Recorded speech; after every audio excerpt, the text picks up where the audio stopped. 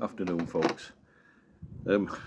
My main passion, even from being a child, has been out in the hills, out in the mountains. I've been on the Mount Leader training course. I've done the Duke of Edinburgh for excluded pupils. One of my companies paid for me Mountain Leader training courses because they wanted me to run outdoor education for them. I've done 12 months with a rescue team where, yes, I did go on a couple of events with them, and I was in the Cubs and the Scouts and the Army Cadets, 6 years in the Royal Engineers. It's just like the outdoors. I just love it. The survival side of it.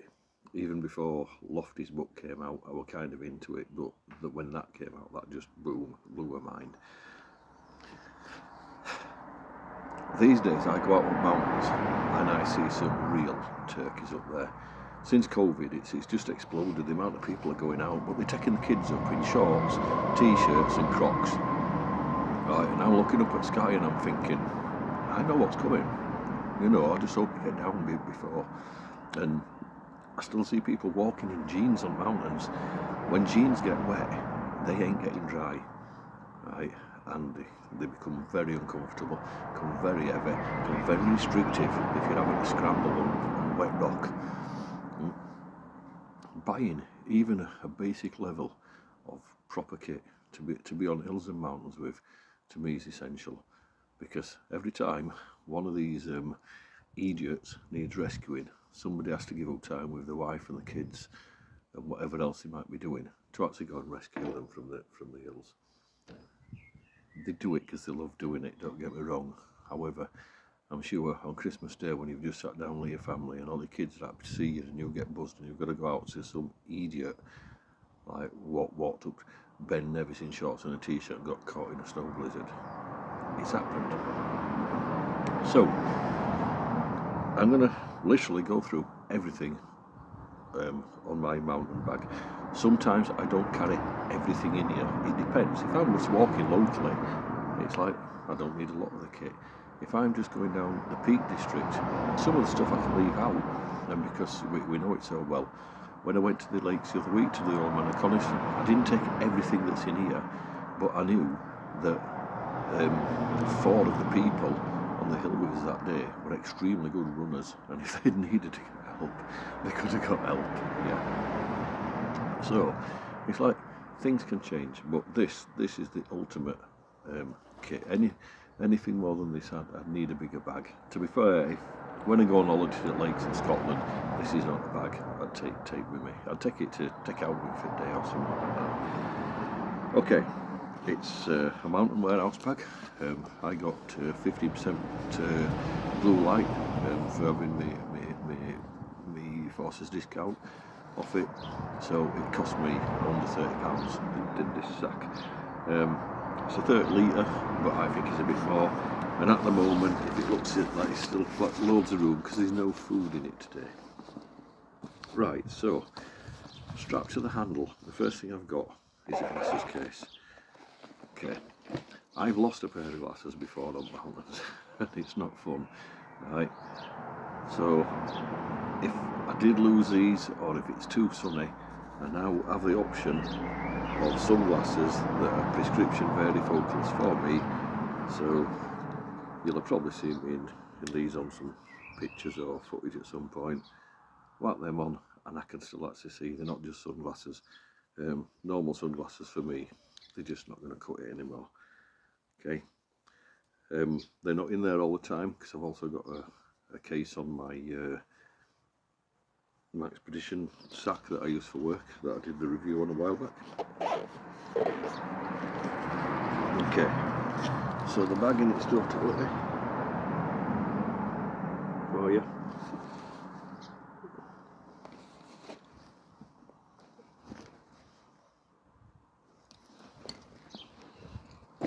I've not put a radio in there because it's only for PMRs, for bad weather, for comms with my partner. But the PMRs we've got are old NAFTA, and I am looking at getting some new ones. So, coming down the front of the sack, the next thing I've got is this, and these are worth 10 quid. Right, they're made by Viper And because I'm not really into bright colours on mountains and stuff anymore, first of all, I've got survival whistle in there. And this is a proper marker panel. Okay, it's got clips on, I've got them on so I can like clip it to stuff. At the end of the day, that is way above the level that your orange rain cover, because this bag comes in orange rain cover. Now that might keep rain off your rucksack. It's not actually going to attract that much attention in low light and stuff like that, whereas that is designed to do it. It is a proper marker panel. Like I say, if I say Amazon, I'm on about Amazon UK because I live in the UK, and like I say, £9.99. They keep going out of stock really quickly. The other thing I've got is these. This is my starred item, clips around a water bottle. So I've got water outside me pack all the time anyway. So that's really good. The Moley patch, I've actually put that on myself. So I can put badges on there. Oh yep, wind, a bit breezy out here at the minute.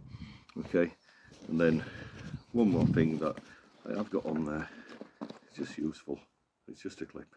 You know the one, the Velcro round under the Moley, and you've got a clip. You never know when you're going to need a clip. Okay, at that side I've got my Grail bottle, or it could be a Life straw. I don't always take that, it depends, because if it's a really cold day, I'm not actually going to drink a lot while I'm out on the hills.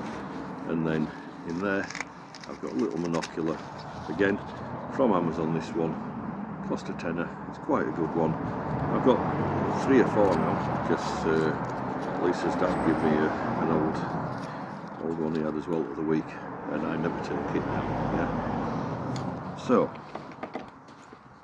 behind the White Viper marker panel is just a small pocket.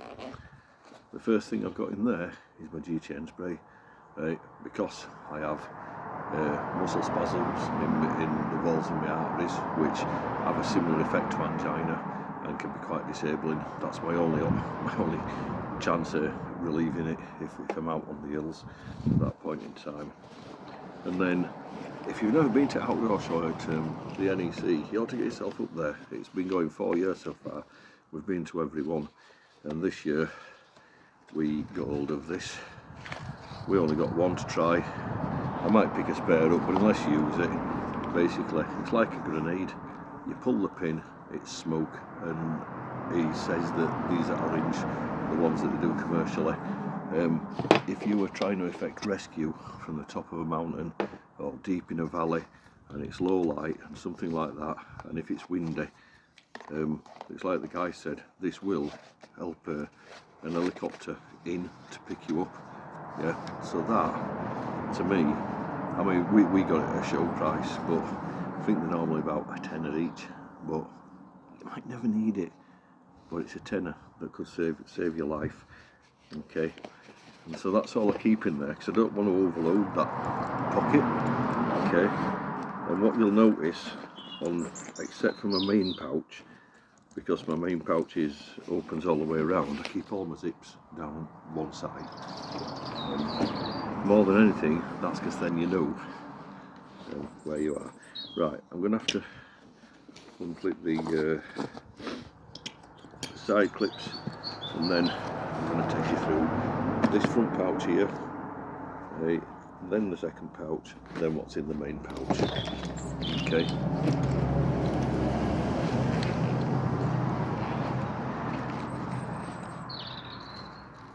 The first thing that comes out of there, because it's first aid kit, is a rhino tourniquet. I've got a few different tourniquets, but to be honest, I've seen tests on rhinos, so when people are slagging them off, I just think they're talking nonsense because they're trying to promote other brands. It's been proved it's a good tourniquet. People have said the pens doesn't work, mine works fine, so I've got like a little rhino Sharpie on it. Okay, so that's my first aid tourniquet. Then I've got my IFAK, and this is everything from basic first aid right up to trauma kit in here. Okay, you can see the pair of scissors on there. Okay, like I say, sometimes I will just carry that with a tourniquet or a tourniquet and a pair of these scissors. You've already done a video on this one for you. At some point I will do a loadout on my IFAK, but there's a couple of things I'm not 100% happy with in there at the moment, so I'm going to hold off on that one just for the moment until I'm properly happy with it. Okay, but that's first aid. Do you ever need it out on hills? Well, actually I needed it just a few weeks back, just in a place like Scarborough, on a family walk. Yeah, a bit of a blister coming on. I always carry moleskin in my IFAKs or first aid kits, and that day it was just golden. It did exactly what moleskin's meant to do, and it was quite enlightening for someone who'd never actually heard of it before. So it's been around a lot of years. Now, there's no else in that front bag. I don't want anything getting in the way of my first aid. So this is the second pouch in. I'm going to review this separately at some point because this is absolutely brilliant. It's from TOG24. Right, the full retail price is about £100, but they're normally on offer. Because I work on site, obviously we get a different discount. So I'm not going to say what I paid for it because you're not going to get it for that price. But it's just a little pack-like coat and it's absolutely bomb-proof. You don't have to have a camouflage version, it's just normal coloured ones and stuff like that. Right? But a waterproof, I've always got a waterproof in me. On a colder day, I might leave this one out because I might go in one of my other waterproofs. Again, at some point I might do a video on my different kinds of waterproofs. Okay. Decent pair of gloves. More for warmth than anything. They are really warm at the end of the day, but I've still got them little like woolen stretch ones that's supposed to fit anybody, and most of the time that's what I'll wear because they're adequate for most weathers, but these are just another level. And again then, something that I've had for absolute years. I don't wear this often, but if it's really cold and I have to put on the Gore-Tex hat, I put this underneath it. It's just a skull cap. Cost a few quid when I got it, but it covers your ears. It's lovely and warm. It's absolutely bomb-proof. And then mount equipment, Gore-Tex hat. It's got drawstring on back. Yeah. And again, it's nice and bright because once it rains, the weather drops. So even someone in your own group, if you're leading, they're going to see this quite easily. So yeah, nice and bright, and it's absolutely bomb-proof. And coupled with this, it's a really good system, and it takes no space up at all, as you can see. Some basic waterproof trousers. I've got various kinds of trousers and gaiters. I don't really tend to wear them because I tend to wear like showerproof trousers and they dry off quickly and stuff like that, so I'm not actually overly concerned with that. And again, this is something I will leave out depending where I'm going and what I'm doing. Well, it's 2 to 3 person, bright orange storm shelters, and again these have been in existence for ages now. You can tell this is an old one. It's Trek Mates. We've had it for absolutely years. Never ever had to use it in a disaster, which proves it's worth its weight in gold because it's still as good as new in there. Every now and then I'll take it out, open it up and restuff it into a stuff sack.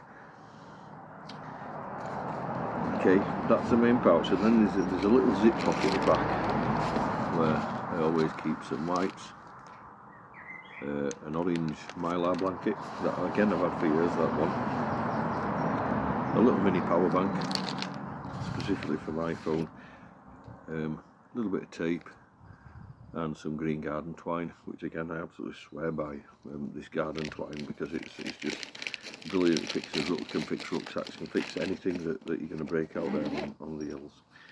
Okay, nearly done folks. I know it's a long one. Moving into my main pack now. Okay, I always carry this one with me. It holds a nice litre of water. To be honest, I need a drink of water. It keeps it really nice. Systema, quite a big brand. I got this for £1. Now they're about £5 or £6 in Asda.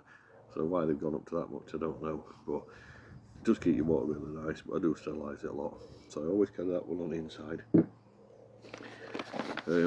This came from Trespass the other day. Again, I got my site discount, but they're only about £6 or £7 on sale price anyway. And it is a cool bag. Basically, I have used it already, and it worked a treat. Carried everything I needed.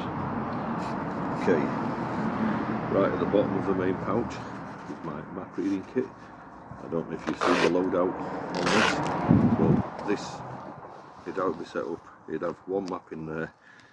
It's got the splash map in there. The only thing that's different now to this is I finally got round to making myself some ranger beads or pacing bands. Yep. So I have got a pacing marker in there now.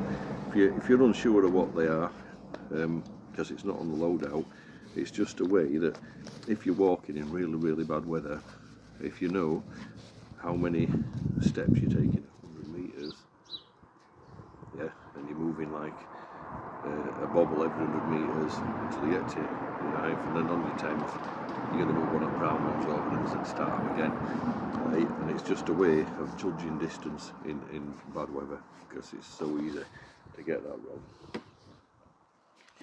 The other thing in there, I've always got some kind of sitting mat.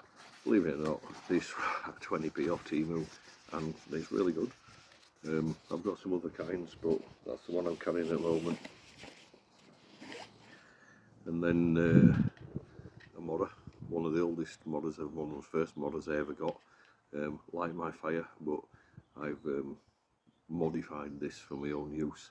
So I'm going to do a short on that separately. Okay, as well as on the radio pouch, you probably go, oh, you haven't got a torch. I have got a torch. In fact, it's not just a torch, it's a lantern, because it's got two sets of lamps on it. Yep, and they're absolutely really bright, so they'd be good for signalling. Always make sure it's got a full charge when you set off. I've got quite a few of them in different kits. I do have headlamps, but I find they're so directional. You either put it out in front of you and you can't see your feet, or you put it down there and you've got to just look at your feet.